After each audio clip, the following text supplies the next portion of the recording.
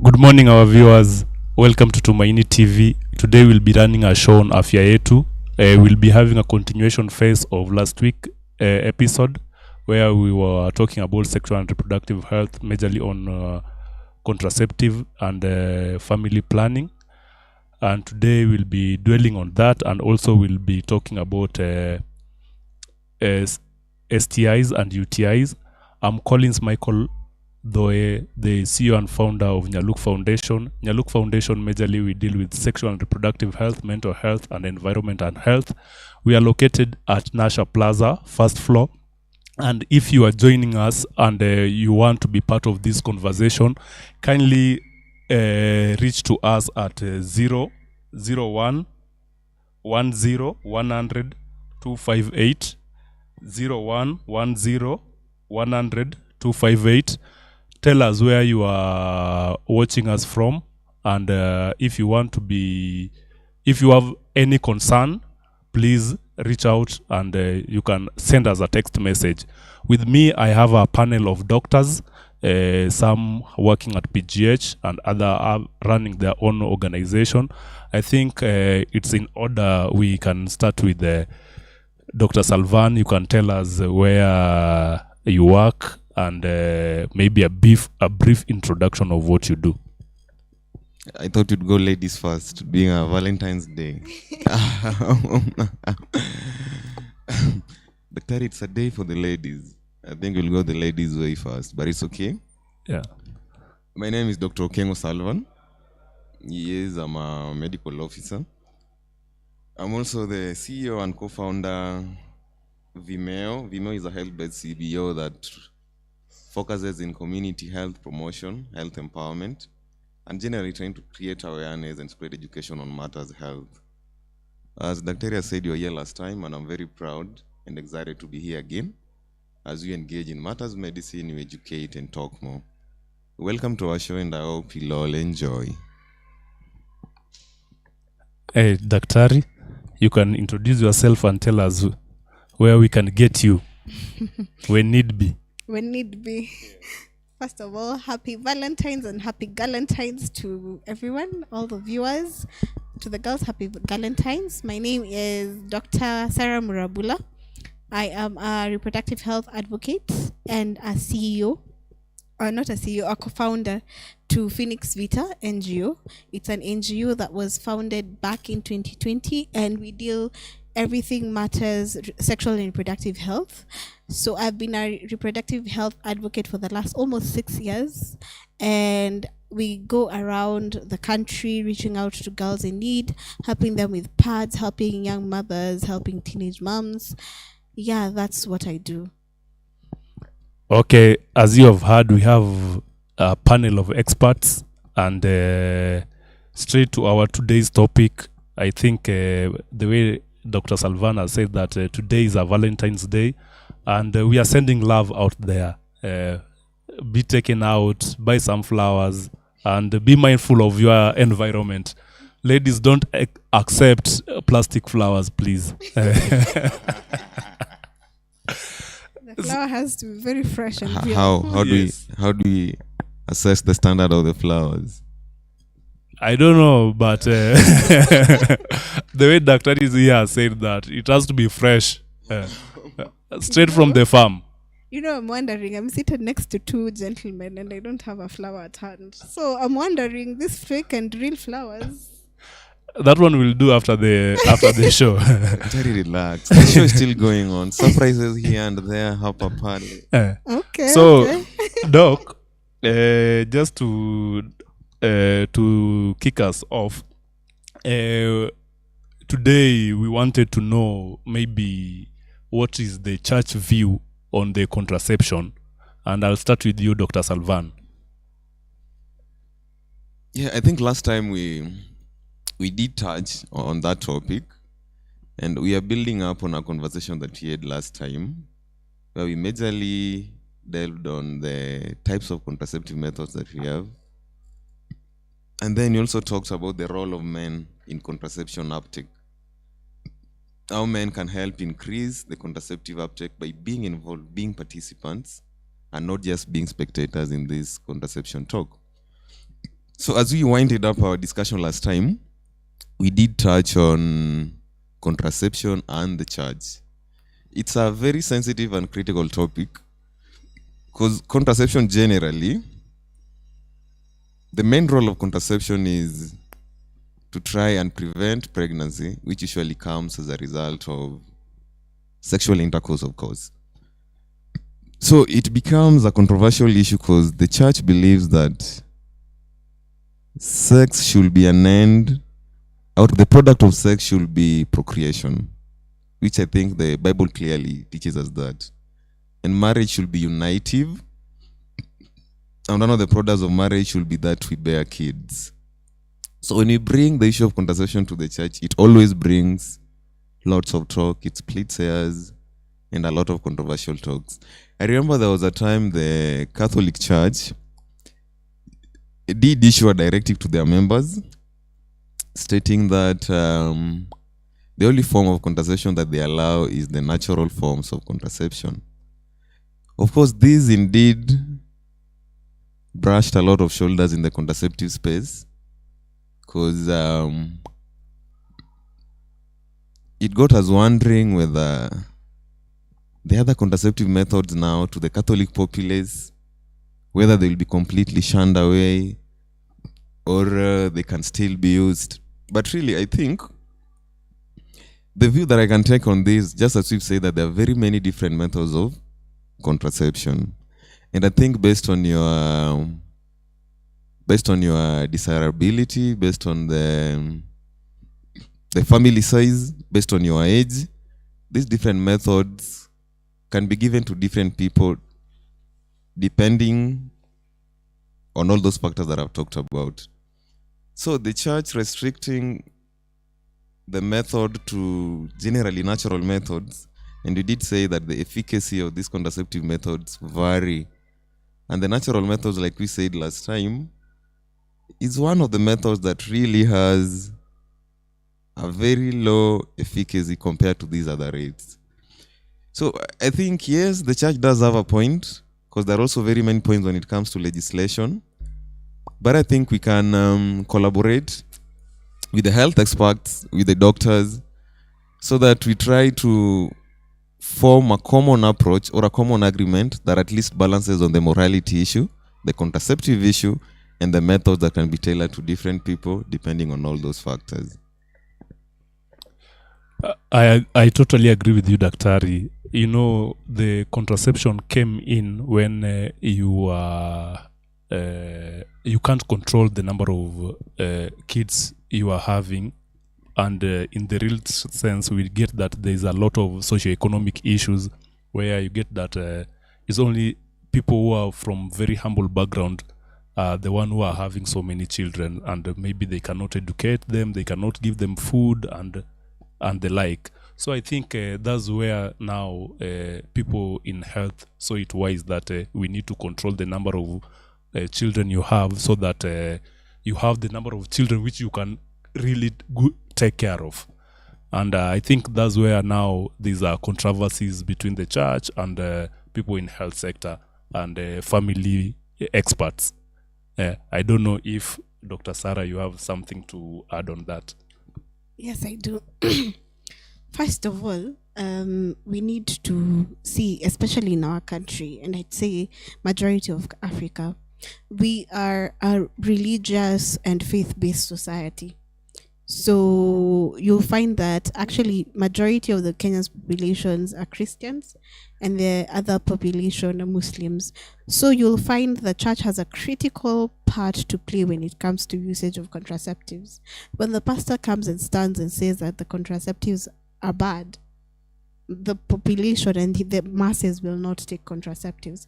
But here we are saying, as you were saying, that when the health sector came in due to social economic constraints and things like that, that's when we saw that the church is actually very much needed to the use of contraceptives, that people need to understand that contraceptives are not bad, as people may say, but they are something that is a necessity. it's a necessity. I'll speak as a Christian and say, there's a part in the Bible that says, go out and fill the earth. But I think the earth is full. Now it's time for us to make money. Yeah. Okay, so you've said the earth is full, but you see like places like US, they're importing the workforce. They don't have. Now you see places like the US, they started contraceptives early. During that time, and if you look in during the world wars, during that time, they really had children. Though it was not like one or two children. They were having more children than that. And majority of the population was lost in the world wars. So you have the elderly generation is what has remained. And because of the contraceptives being produced at that point, now they're looking at countries like Asia and Africa to import the younger generation. So I don't know, it's an equation of balance, but I think the world is full still. Doctor, you can't declare the world full before I plant my very own seeds into this world. I know we are not we are not refuting your seeds. I need to be an auntie. I am not saying that you should not have children. Do not get me wrong. Do not get me wrong. I'm not just saying there's no need for you to have 8 children, 10 children.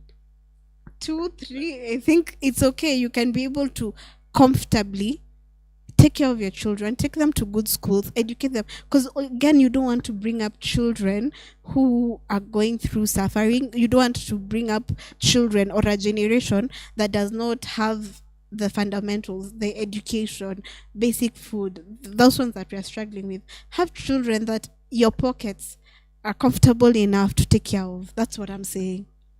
And I think, Doc, there's something to add from what you said, which is very important. Another key role of contraception actually is it also helps in planning the number of kids that you have. It should not only be looked from a viewpoint that contraception helps prevent childbearing. It can also help plan with childbearing. Because maybe I might need the 3 kids, but in between I have to plan with my career, my education, and very many other things. So exactly, it should not only be viewed as an end to pregnancy, it can also help us plan with our childbearing. And I think also to add on it, also for the well-being of the mother, you get that if you have so many children, your life, you won't be as healthy as when maybe you have 2 or 3, because the more the children, the more the other life complications which comes in. I don't know. Let me help you by saying this in a very layman term. When you are pregnant, uko na mtoto kwa tumbo, everything you eat and everything you have, the child takes. So for every child you have, you're depleting yourself. So for a woman, the way, long time ago it was easier because food was in plenty. Right now we are talking about food being scarce. So everything you eat, that child takes. So it's for your own health benefits. I think contraceptives came out for that. So, like, as a medical officer, so how many children would you advocate? How many children will you say that these are desired family size? Maybe for a viewer who is watching and wondering, now these guys are telling us we should plan our family. So how many? Go thee and fill the earth. Occupy till I come, says the Bible. Really, the number of kids that a family can have really varies from one family to another, and it's dependent on a lot of factors. We can't really say that 5 kids is the maximum that really somebody can have. But I do believe that if somebody can have a family size that they can fully take care of, they can take care of the basic things, their shelter, their food, a family that they can offer the best possible life to. I believe based on your financial capability, based on your availability. You can also probably have many kids, but the kind of job that you have requires you to be in constant movement. I mean, when you have such a scenario and you have like 4 kids, you're going to put these kids in a more of a neglect scenario because you rarely meet them, you're rarely with them. So really, the number of kids that a family can have is really dependent on very many factors and the desirability of that family, finally. And that is why, when I hinged on my last point where I said that contraception can also help us plan childbearing, not only prevent them. I agree with Dr. Salvan. It was called before contraceptives came. They were called the word contraceptive came. It was called family planning. You're planning your family, how it's going to be, and about the number of children you're going to have. I have my own personal opinion. You have your own personal opinion. So it is your personal opinion of for how many children you'll have. Me, as a medic, will just advise you. I see that maybe your iron stores are very low, or your calcium stores are very low. I'll advise you and be like, Mama, ikifika hapa, ngoja kula kwanza. When your iron stores are nicely built, then I'll allow you to conceive. Okay. And also, according to the articles I've read, and according to family medicine experts, the number of the children which somebody is advised to have, like if you put all other things constant, maybe you might lose your job, you might get more wealth along the way, and blah blah blah. Maybe, God forbid, somebody might pass along the way. So the number of children of which most family expert advises is 4. You can have 4, not 2, not 1, but 4. Because if you have 4, normally these are on how they complement each other. But that's also subject to what my colleagues here have said, that you can, if you have the capability, you can have as much as you want, but now what we are advised as with the experts is 4. Now we want to Una limit football team. Those ones who are football teams. I was just to tell Dr. if my grandfather stopped at 4, I wouldn't be here today. That is very true. Some of us would not be here today. So that's why I've said it's subject to so many other factors. Yeah. Because I know maybe your parents were capable, and us, we are 4, by the way. And I think they took some advices from experts. And we are actually 3. We're talking about our grandparents. Our grandparents.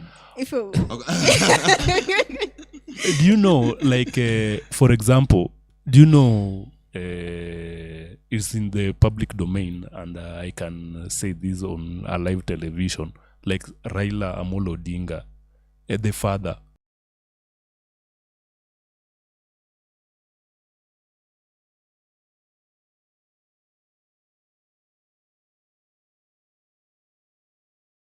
Those are subject to other. I hope Umesema Jacob must come into the discussion. And we wish him all the best in his... we must pray for Baba. He has to get something, yeah? Now we want to dive into our today's topic, which is sexually transmitted infections and urinary tract infections. I think so many people get confused when they go to facilities and they are told that you have UTI and not STI, and STI and not UTI.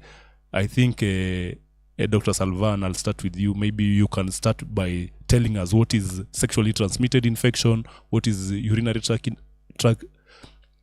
infections, and maybe you can briefly tell us the difference between the two. Thank you very much, Dr. Collins. Just from the word itself, sexually transmitted infections, and to keep it as simple as possible. These are infections that mainly they infect our genital organs, and they come as a result of sexual contact. That is why even the term is coined sexually transmitted infections. Doctor, please, for the audience, what is your genital organs? Oh, our genital organs. By genital organs, we refer to the organs that come in contact when you have sex. I think. Doc, why are you putting me at this? I don't want you to say the name exactly, but explain to us in a way like this is a patient seated in front of you. Mama mboga kwa hapa nakuuliza unasema nini daktari? What the genital angoa? Okay. The genital angoa. Okay, another term that would place with the genital organs are sexual organs, really. Yeah, I think that it would be more understandable. Your private parts. Your private parts, yes. Just the way Doc said the other time, we somehow have to strike a balance between, for medics, we can always term things as they are with no repercussions. Yeah. But for our live audience, and having in mind that really we have an audience that crosses the ages from kids to adults too. Yeah. I think by private parts or sexual organs or genital parts, at least we get it. So these diseases majorly, they infect these organs that usually come into contact when you do have sex. Though once infected, they can have systemic effects, meaning the effects can affect the whole body. It's not only that the infection will affect that particular part. So majorly the form of transmission is when we get into sexual intercourse with a partner or with somebody who has these diseases. That is why they are referred to as sexually transmitted infections. When we come to urinary tract infections, these majorly are infections that affect our urinary tract. By urinary tract, I mean these are the organs that are involved when we how do I put it?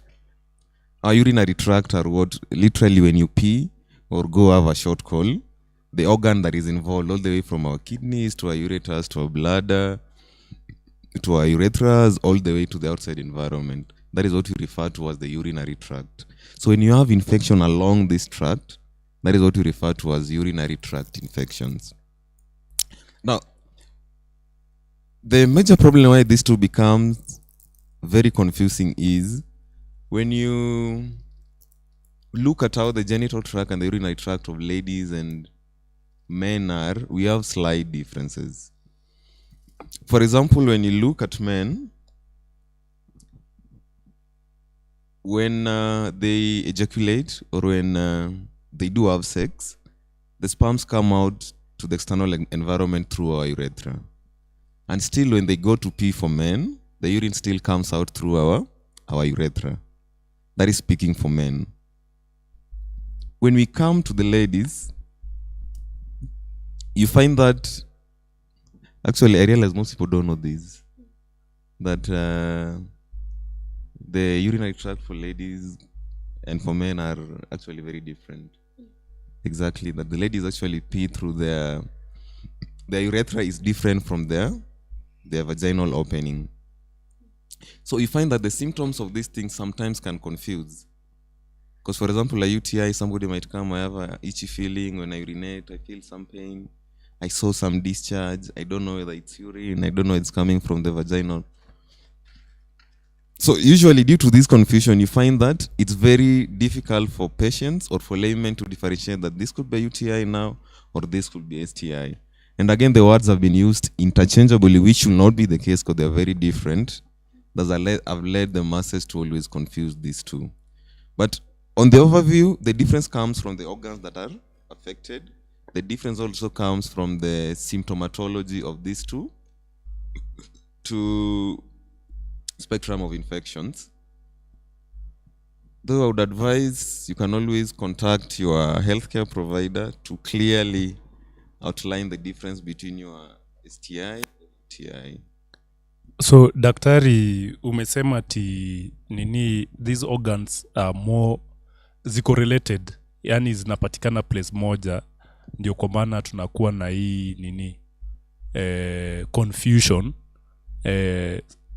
Mtu anaweza ambiwa ati uko na UTI na kumbe uko na STI and vice versa. Sasa kuna shida kidogo because so many people do confuse these things. But just a reminder to our viewers, maybe if you are joining us for the first time, this is Tumaini TV, Afya Yetu program, a program which deals with the matters health, and today we are talking on contraception and sexually transmitted infection and urinary tract infection. If you are joining us for the first time, you can reach at us 0110 You can send us any questions, and also if you want to be part of this show, kindly reach out through that number so that we can have you live in this show during our next session. So Dr. Sarah, nataka utuambie kuna tofauti gani kati ya a male and a female, mwanaume na mwanamke, when they contract these diseases. So that unapata mtu anakuja clinic anasema ati bwanangu aliniambia ako sawa, yeye feel anything, na mimi ndio nahisi hii kitu, na is not the first time it's happening. Every time we have sexual contact, mimi nakuwa hivi, na yeye anasema ati yeye ako sawa, ati haezi meza dawa because ako sawa. Okay. First of all, okay, let me to answer that. The way the male and the female present in terms of STI UTI is almost similar and also very different at the same time. You know, growing up, I remember growing up, when you feel itchy down there, I think it still happens till now. When you feel itchy down there, nasikia kujikuna hapo ama there's something off, somebody thinks that you have engaged in sex and you basically have an STI, and that's what people would think. For men, you'll find that the symptoms usually present late, because the symptoms normally, when you're talking about a UTI, you're talking about you're feeling uchungu when you're peeing, you're feeling a burning sensation when you're peeing, you're feeling difficulties peeing and things like that. You have a problem peeing. And then when you are talking about an STI for men, you'll find that they have discharge. You have some type of discharge. You'll find that you're feeling pain. When you look at your genital organ, you see that there are maybe wounds in some certain kind of what do you call this? Certain kind of STIs. And then also the STI can also come and affect, because for the men, as Daktari has said, they are same. The reproductive part and the urinary part. Part ya kukojoa na ile part ingine zimeshikana. So you also find that they also present with difficulties urinating. For women, when the urinary part and the reproductive part, they are different. We always say that they are one, but they are not one. They are different. Opening ya kukojoa na opening hiyo ingine ni different. So you'll find that a woman presents, kama ni UTI, utasikia uchungu kikojoa, you will feel a bit of pain, uko na shida ya kukojoa, kuanza kukojoa tukayo, unajua ni shida ya ugonjwa ya ukojozi. And then for the other one, you'll see discharge. The discharge is not normal. A normal discharge is creamy white. You'll find that discharge yako si creamy white, inaka yellow, inanuka, you kishika, there's wounds, there's pain in that area, there's vaginal dryness, unasikia kukauka huko chini. Those are the parts that when we are talking about a woman, we are talking about how those ones present. So for a lady, especially our young girls in school, because I think this one we had a problem with growing up. When you feel itchy kidogo ama unasikia uchungu ukikojoa, they start screaming and saying, oh my God, what will my mom say? And then you fail to go and seek medical attention. See you ingine what you think. You go and you just go and seek help, because that one is just a UTI. It's a urinary problem and it's treatable. Thank you for that information. I think ameifanya ikuwe very simple and straight home. And I know maybe somebody might be wondering, so if I have these conditions, what do I do? What are the causes? Naeza pata wapi huduma ya nini help?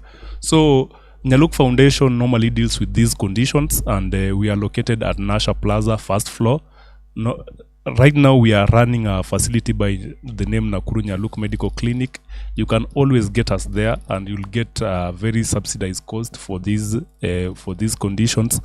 And maybe Dr. Salvan, unaweza tuambia chanzo ya hii ugonjwa, what are the causes of this condition? Because most of the time people don't even know. Maybe alienda tu choo, after some time ameanza kuitch, ama alikuwa na sexual contact, after some time ameanza kuitch. So we want to know ni nini inasababisha hizi ugonjwa. Asante sana daktari. This is actually a very important topic, especially when you come to the causes of something like UTI, because there's usually a lot of confusion surrounding it. Wenye tu doka amesema, unapata mtu anasema kuna UTI, but the first reaction to the partner ni UTI imetoka wapi? Mi mbona sina? Kama uko nayo nijikuna mali ulitoa. Just to be perfectly clear, many a times UTI is not related with sex, and most of the times UTIs cannot be sexually transmitted unless in some very special occasions, but many a times, mostly UTIs cannot be sexually transmitted. Na mtu akipata UTI si eti ameitoa, you alipata sex ama Daktari, sorry for interruption. So like what is the difference between UTI, STI and contact disease? Because there are some contact disease which presents as the two. So along that your school of thought, you can also tell us something on that, in that respect. Okay, it's clear. I'll tackle both. So yeah, we find that UTI, mostly there's that confusion, and just to make it clear, UTIs usually are not sexually transmitted. So it brings the question, what really causes UTI? The first in the point ni hygienic conditions. When down there things get unhygienic, mambo ikuwe machafu, you are likely to get a UTI. Ndo unasikizanga, nilienda choo, kwenda choo kurudi, uko ikaanza kuwa ichi, nikienda kukojoa. So you can actually get UTI in quotes from the toilet. Uko chini, especially since the opening that, the vaginal opening, the urethral opening yenye inatoa urine, and the anal opening yenye tunaenda nayo mkojo kubwa, they are closely related. So you find that especially for ladies, when you don't maintain proper hygiene along that plane that I've talked about, it's very easy for you to get contamination from the, let's say from the anal opening to the vaginal opening or urethral opening. Usually, this is the commonest ways through which one will get a UTI. Ndio maana unasikia mtu akisema nimeenda choo, nini, you can get UTI from choo in quotes. Secondly, we can also get UTI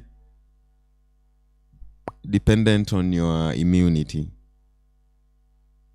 Usually you'll find that diseases that can lower your immunity or make your immunity go lower, that is like HIV or AIDS or diabetes. These especially for recurrent UTIs.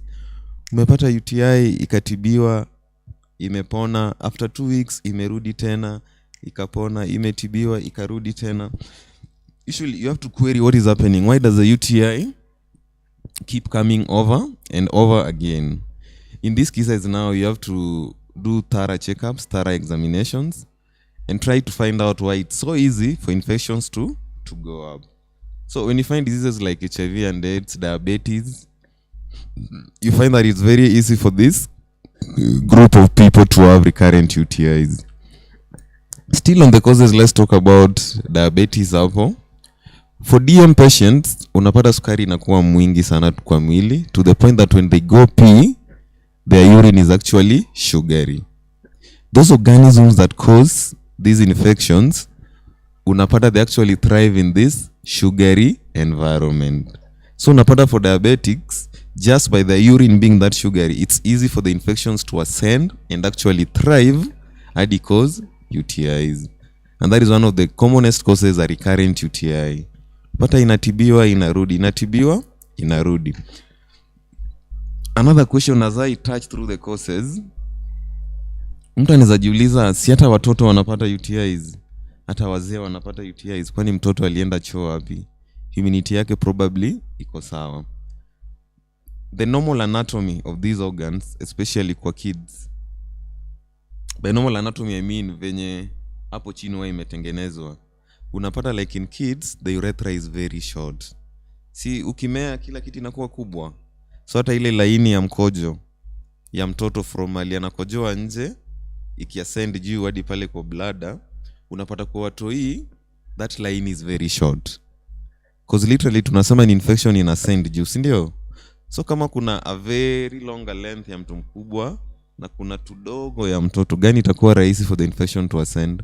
So you find that in kids again, due to the shorter length of the urethra, they are more prone tena to get UTIs.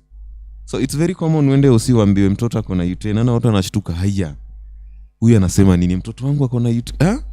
Kwani nani alikuwa amesema amekuwa raped? No, it's common for UTIs to happen in kids because the infection can actually ascend through their short urethra na wapate your infection. Another common cause, or not very common, but another rare cause of UTIs is the abnormal anatomy still of the urological system. Hiyo njia yote tumetaja all the way from the urethra, ukienda chini ifike kwa bladder, ifike kwa urethra, hadi juu kwa kidneys. In some people, that old system that you talked about may be deformed or may be formed in another different way. So in cases whereby we have the anatomical variations, unapata urethra is abnormally short, pale kwa bladder haingii vizuri, these are other causes that can predispose to recurrent UTIs. Simesikia kwa UTIs sijataja mahali, sexual intercourse. UTIs are not caused by sex. Okay, daktari, thank you for that. And I think umeifanya imekuwa simple kabisa na kila mtu anaweza elewa. I think at this point we are going to take our first break, and when we come back we'll be talking matters prevention, matters USAID, and matters on how expensive or how cheap or how available are these services, and where you can get them.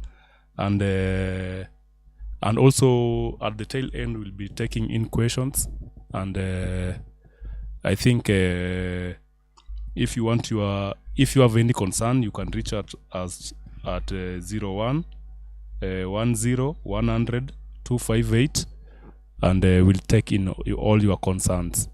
Thank you, and see you after the break. Eaglemont Academy is a private Christian-based institution located in White House Estate along the Nakuru-Solai Road in Nakuru County. We believe in prayer, smart work, discipline, and excellence. We mentor, nurture, and transform our learners into responsible young people in the community. In Eaglemont Academy, we offer education on a holistic level from daycare, ECE, lower primary, upper primary, up to junior secondary.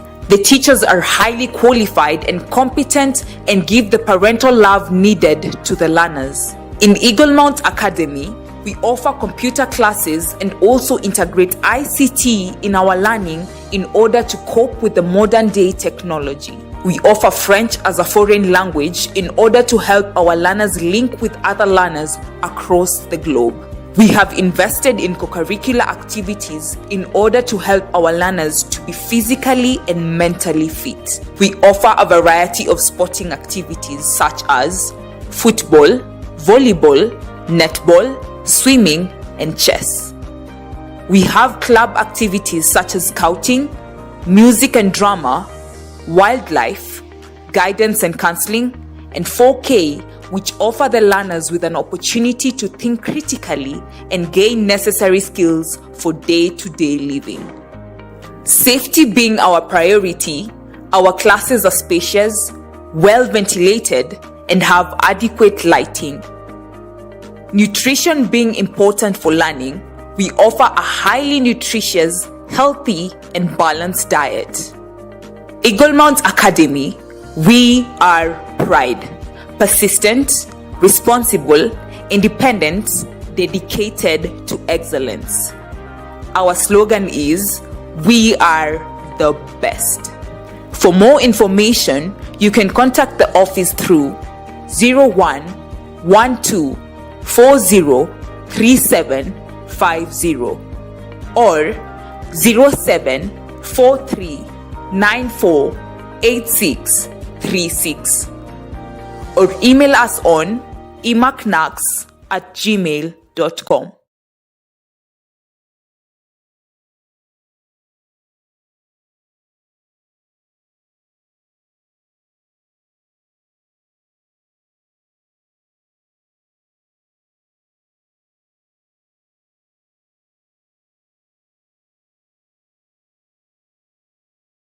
Welcome back. As you all know now, I'm Collins, the CEO and founder of Nyaluk Foundation.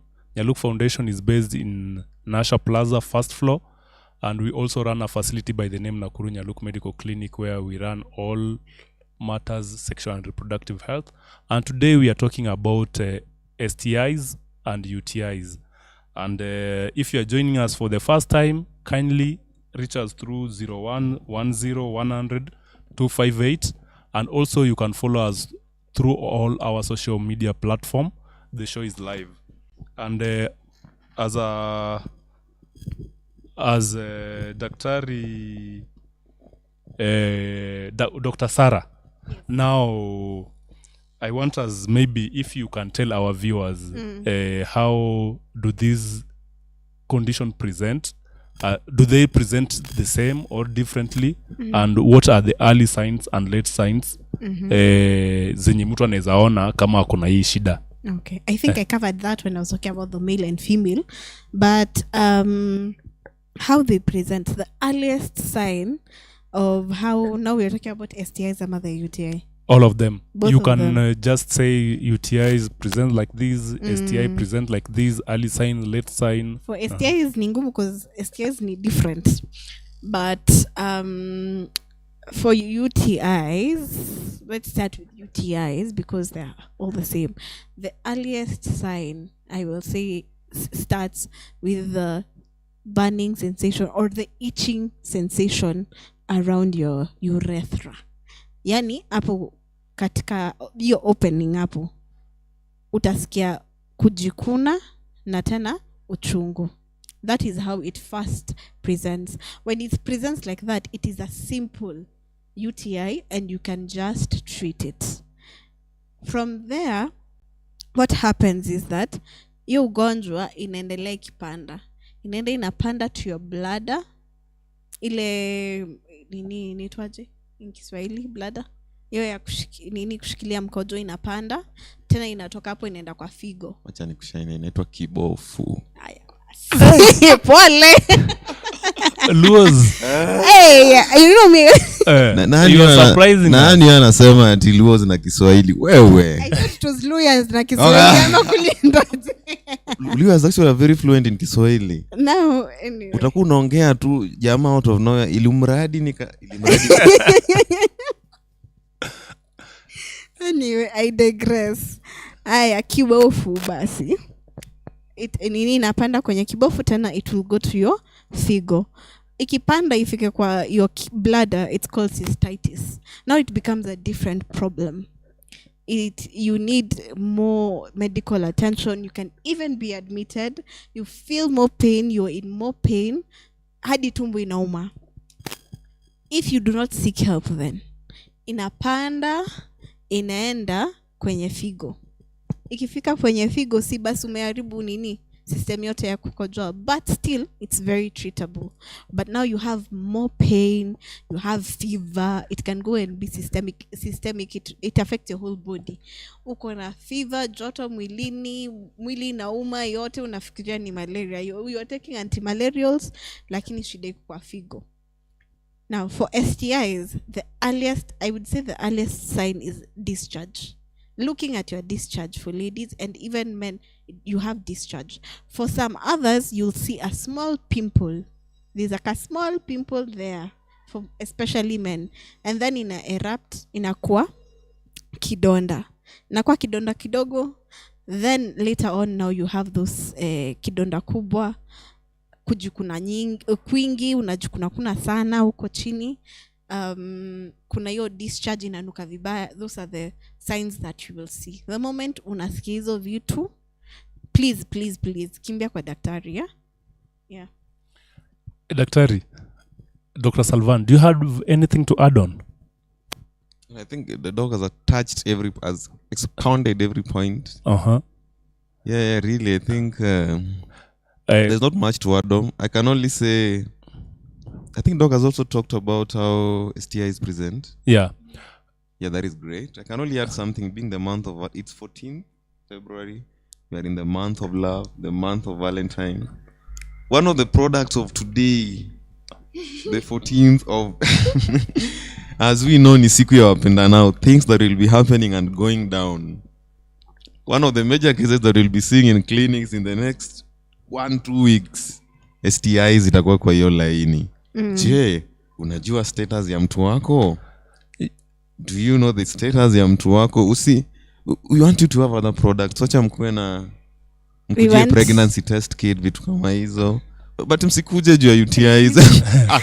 So the only product we want is in 9 months. That's the one we want. So, Dr. I just want you to continue with that line of thought. So, can you tell us kindly, please, some preventative measures which someone can put in place to prevent this condition? Thank you, Daktari.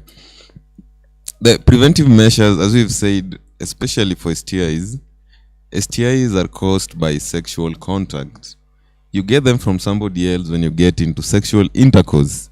So how do you break the chain of contact? The first chain of contact that we break is removing sex outside the equation. You've said that sexual intercourse is a risk factor. A very big risk factor. When you look at they used to call it the epidemiological chain of infection. How do you break the chain of infection when it comes to preventive health? The first chain, tukitoa sex katikati, it won't happen. But what about cases whereby sex is inalienable? Hatuwezi itoa. What you do in that case is now, you have to use preventive measures. Of which, this is one now we get things like condoms that we talked about last time. Condom is both a contraceptive method and still actually it's the only contraceptive method that prevents STIs. So, the major preventive factor actually for those who cannot do without sex, especially for Leo 14th, najua watu wataamua, please guys ensure you strap up, ensure you make use of condoms, ensure condomize to the fullest. That's the surest way of preventing STIs. You know, I saw a meme. Luo men, yeah? I'm sorry to attack, but let me attack. The meme was saying ati Luo men anaenda kwa the flower hawker, nifungie hapo 10 kando kando, anapelekea all the 5 girlfriends. So anyway, that is just a joke, but that is one way you can spread STIs. Okay. Having multiple sexual partners. True that. Yes. Some kando each is a bunch of STI. All of them are, huyo amekuja na gonorrhea, huyo ako na syphilis. Sasa hiyo as the man unachukua cocktail unapelekea mwingine. Now as a doctor unashangaa ni tibu gani ni ache gani. Sasa Dr. Sarah. Yeah. Just in that line of prevention. Yeah. I know Nini during your practice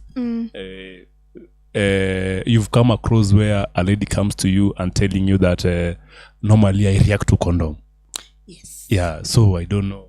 And I know maybe some of our viewers, maybe they have the same problem. So how would you advise? Are there other options? There are. They're not talked about and they're not really there so much, but they're still there. They're, number one, you're not reacting to the condom, you just have an allergic reaction to rubber that is used to make the condom. And it also happens with men. Because some men can lie to you and tell you they have allergic reaction to, I'm talking for the ladies here because I'm representing, I have an allergic reaction to condom. There are other ways you can use. There's a female condom You have the diaphragm. You can use that. And then you can use the hypoallergenic condoms. Which are there? Bay. Wacha nikwambie, if you can buy me flowers za 4500, hiyo ingine sasa. Please protect me first. The fresh flowers we're talking about from 25. 4500. Right now my one is 4500. The woman in me is letting me. Maua 2500 to a baby girl, surely. Maua should be talking 5k kwenda juu na mambo kama I'm sorry, boss. It must smell fresh like dew in the morning. Hey. But the guys nimewakachia. You all forgot this day doubles up as my birthday. Really? I'm very sorry. I will sing for you. We will sing for you. In fact, the viewers on a live will also television. see you. So, Daktari, just in that line of condom, you, it's in the, like right now there's a public outcry about the US withdrawal on supporting African countries on these let's say things like HIV, AIDS generally, and whatever. And yesterday was a World Condom Day, and I think they were saying that Kenya, we consume like 42 million condoms annually, and yesterday they didn't even have condoms to display and give other people. So I don't know. What do you think about US freezing the aid fund to Kenya, and maybe the ripple effect it will have on things like STI and HIV infection and the like? Really, as it stands, we only hope that it's a knee-jerk reaction and it's something that may not be long-lasting. But as things stand, depending on all those momentous decisions that Trump is taking, the freeze of US aid to our health economy is going to have a very devastating effect. Because I was looking at the data yesterday, and US aid was actually pumping to amounts of 39 billion Kenya shillings to our healthcare sector alone. Because I think of last year they did over 84 billion of aid to different sectors of the Kenyan economy. But specifically talking of the health sector and even the humanitarian aid side, I think still touches on our health sector, which was crossing almost half the amount of that money, half the 84 billion that you said was pumping into Kenya. That is over 42 billion into our health sector. This is going to touch on especially the ARV drugs. This is going to touch on the vaccinations. This is going to touch on especially things like condoms that you're talking about. And definitely, these are preventive methods that have enabled these things to be contained, at least within, let me use the term acceptable limits, but at least within a limit that can be tracked. So as it stands now with the burden of HIV that you have on the ground, when ARVs are pulled out, really, we are going to have a rise in infections.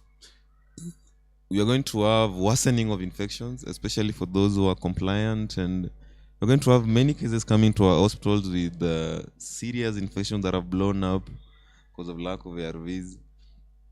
When it comes to the rise of infections, especially with the lack of condoms, people are going to engage in unprotected sex. We're going to get more HIVs, more gonorrheas, more syphilis. Really, I think the ripple effect of US freezing their aid, we're going to have the burden of infections, especially the STIs, are really going to go up. And our government has to look for ways. It's urgent. It's an emergency. You have to look for ways of domestically financing our healthcare, and especially the critical aspects like the ARVs, vaccinations. We have to come up with ways of dealing with these.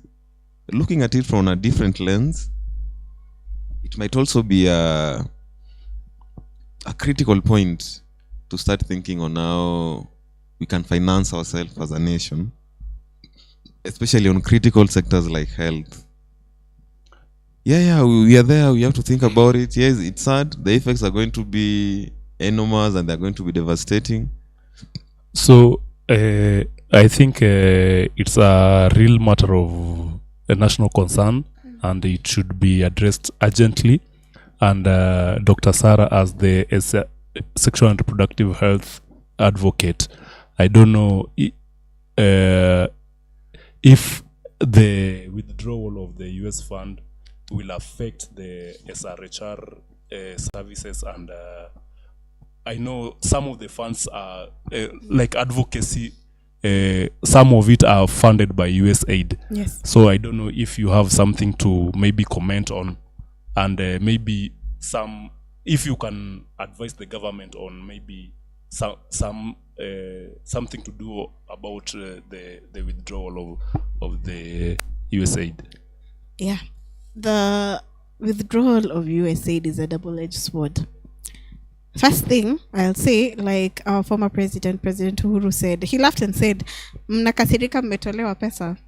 But we need to also learn as our own government to finance our healthcare.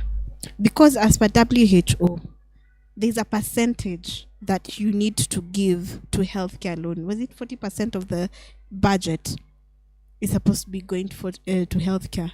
We only give 10%, and there's a gap. USAID withdrawing funds as at now, affecting SRHR services, it's going to be devastating, even for SRHR. Because I remember during COVID, we were still getting funds from COVID and things like that. During COVID, we had so many outreaches, and that's the time that we had very many cases of SRHR things to do with teenage pregnancies. It just skyrocketed. GBV, intimate partner violence, it skyrocketed.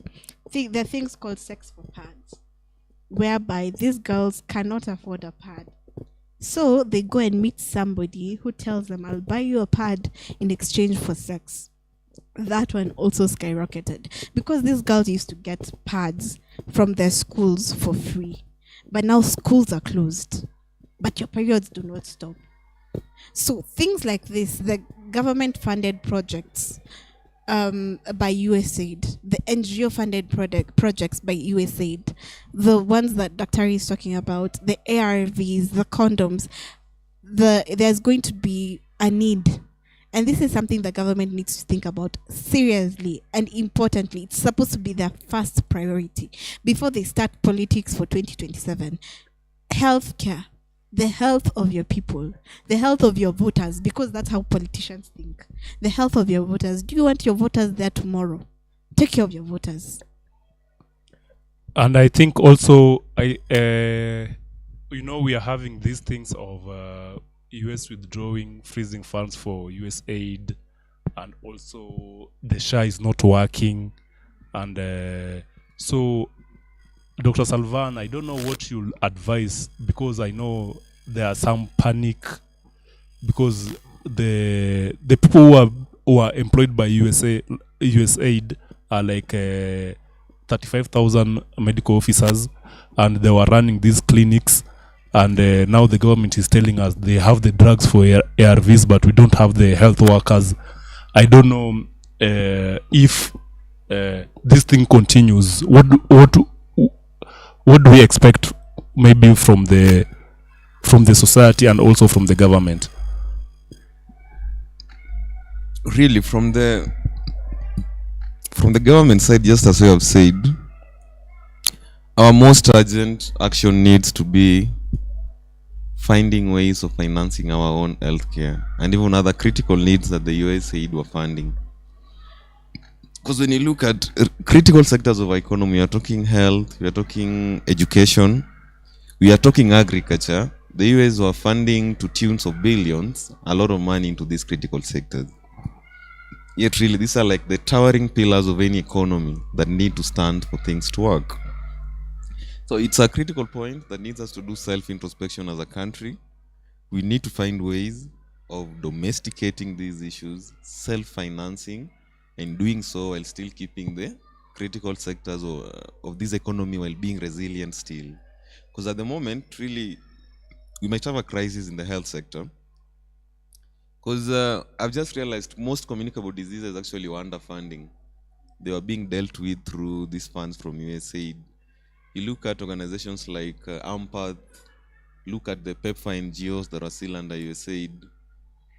look at the malaria and the TB research that was being done, especially in the Nyanza areas, all these things are going to come to a halt, and I think the ripple effect still is going to be felt all across. So what we can tell on the community side, really, as the government struggles with this, we need to try and prevent these diseases in ways that we can. For example, STIs, guys, let's condomize, let's abstain. Let's try to prevent them in ways that we can. When it comes to vitu kama TB, let's use the available things that we have for ground. Watu wavae mask, let's be more cautious on respiratory diseases or illnesses. Ukiona the earliest signs, visit your nearest healthcare as soonest possible. Vitu kama malaria, when you see the early signs, mtoto akona fever, ameanza kuvomit, visit your nearest healthcare soonest possible, so that this thing can be treated before they blow out. Really, when it comes to HIV, let's do the testing. Let's do the testing before we engage in sexual intercourse with any other partner. Let's abstain. Let's engage in protected sex. My whole point is, let's break the chain of infection of these diseases before we get to the diseases themselves. Let's focus more on the prevention, because the moment we hit now the infections themselves, na tuna ARVs, itakuwa kumoto Yeah, sana. I think what we need to pick from this conversation is prevention. Like for me, I can talk from experience. Like we get so many people come and test for HIV, and when the HIV is negative, now they think that they can indulge in unprotected sex. So what needs to get out there is HIV is not the only STI available. There are also other STIs which you can get because if you test and somebody is HIV negative, you can still get syphilis, you can still get gonorrhea, you can still get chlamydia, you can still get human papilloma virus. So when you go and test maybe at a clinic and somebody turns out to be HIV negative, it doesn't give you now authority to go and have sex without condom. There are also other STIs out there.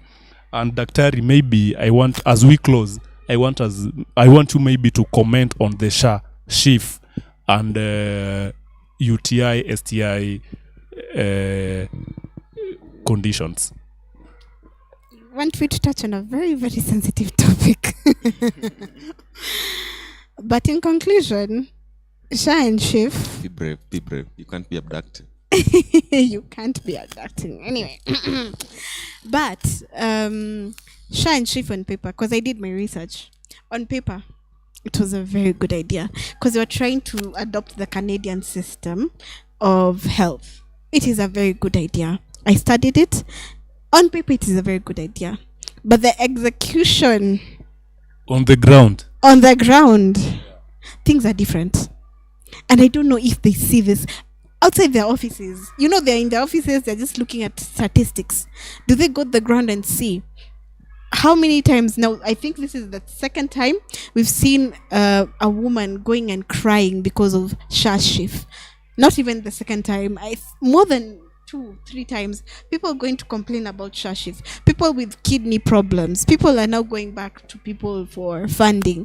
People who are on long-term dialysis. The idea was good, but the execution is just messing Kenyans up.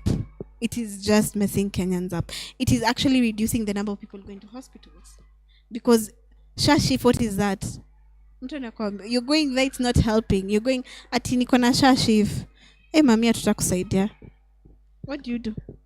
Yeah, that's the issue. Because I saw there's a research which was done by Kenya Rural Medical Association, and they were saying that out-of-pocket spending is rising, and so many people can't afford. And you know, right now our economy is not that good. People are really suffering. Businesses are closing down, and I think it all goes down to our policymakers, which is the government. that they need to step up, they need to do something about it, and wanafaa kusikiza ground. And at this point, maybe I'll take one or two questions. And there's a lady who asked that can this cause infertility? UTIs and STIs, can they cause infertility? UTIs, no. STIs might Cause infertility, or more so if they are chronic.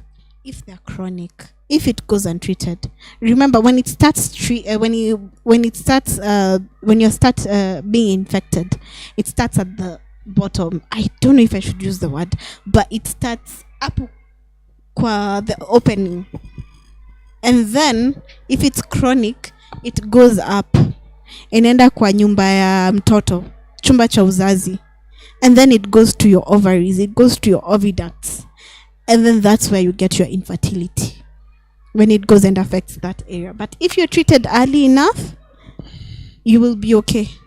Okay. I see we've awakened the lawyer demon in you. Chumba cha uzazi. Whether Inatokanga tu. It never leaves you. So the last question may be, Dr. Salvan, you can chip in. There's somebody who asked that she has been having concurrent UTIs, and she gets treated, it comes back. She gets treated, it comes back. So she's asking, what might be the issue with her? Thank you, Dr. There are very many options that can lead to recurrent UTIs. But the first thing I will advise, really, she or he needs to visit the hospital and we do thorough or further investigations. Causes of recurrent UTIs, I think I mentioned some of them when I was talking about causes of UTIs. The first one, you can have patient factors, really, whereby we can review the drugs that have always been administered and we can check whether the patient has been complying or not. Of course, complying, I'm talking of the right dosage and the right duration. Did they stick to the dosage as advised? And did they take it for the required period? You find that if you are to take a drug for, let's say, 2 weeks and you take it for 3-4 weeks, the itching, burning, ipotee, uachane na hiyo drug, then anaendelea na mambo yake ya kawaida. These are some of the causes that can lead to recurrent UTIs. Doctor factors, no, I'm still mentioning some of them. Doctor's factors, sometimes you might fail to do a thorough evaluation on thorough investigations, because UTI can actually be a presenting complaint of another disease. It can be that it's not only the UTI that is there, it's another disease causing the UTI. So there could be a possibility to really go high when you actually pee, your urine gets sweet, your urine gets sugary. This sugary environment actually attracts, promotes the ascending of the infections, and actually promote the thriving of these bacteria when they get in. Sure. So you find that people with diabetes can actually have recurrent UTIs. Thirdly, there are, let me call them physiological phenomenons like pregnancy, a state of pregnancy. Usually pregnant women do tend to have recurrent UTIs. Majorly part of it being due to ukishikanga ball venye doka alisema unalisha watu wawili. Na mtu mwingine unalisha ni mtu ujui. So the normal thing ni mtu mwili haijui. So the normal thing that happens usually when the body reacts to a foreign object ni antibodies are formed against this foreign to thing in the mwili, si ndio? Now what happens during pregnancy ni for mwili kusustain pregnancy unapata the immune system ya mwili ina quieten. So instead of going full blown kawaida, the immunity goes down for at least to accommodate that foreign thing that is in your body. To cut it short, we have reduced immunity during pregnancy that actually predisposes you to recurrent UTIs. Sure, Doc. I think kitu enye Dr. Salwa amesahau, he's gone so far. You know, there's also just hygiene. I can treat you, but you're not maintaining your hygiene. Sure. Are you maintaining your hygiene? Are you using the same toilets you're using? Are you the kind of underwears you're wearing? Are they cotton? Are they breathable? Yeah, sure, Doc. Yeah.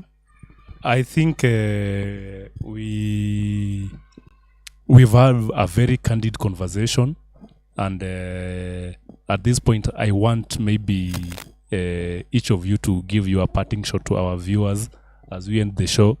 And